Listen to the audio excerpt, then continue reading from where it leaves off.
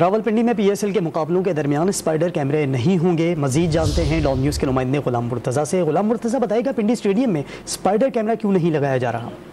जी, PSL का दूसरा leg Lahore में शुरू हो चुका है। कल रावलपिंडी में पहला मैच खेला जाना है और इस हवाले से पाकिस्तान क्रिकेट बोर्ड ज़राए के मुताबिक बताया जा रहा है कि जो ब्रॉडकास्टर है उन्होंने वहां पे स्पाइडर कैम नस्ब करने से इनकार कर दिया है और वजह ये बताई जा रही है कि रावलपिंडी में पतंगे कट के गिरती हैं, जिसकी वजह से उस वायर को खतरा है कि वो स्पाइडर कैम गिर ना जाए। इस हवाले से उन्होंने तहती डोर से स्पाइडर कैम की तारें टूटने के खदशे के तहत स्पाइडर कैमरे लगाने से इनकार कर दिया है। उन्होंने इस हवाले से पाकिस्तान क्रिकेट बोर्ड को आगाह कर दिया है कि हम रावलपिंडी स्टेडियम में स्पाइडर कैम नहीं लगाएंगे। कल से रावलपिंडी में पहला मैच जो शेड्यूल है और वो अपने शेड्यूल के मुताबिक होगा, लेकिन स्पाइडर कैम की सहूलत मुयस्सर नहीं होगी। जी, गुलाम मुर्तज़ा, बहुत शुक्रिया आपका।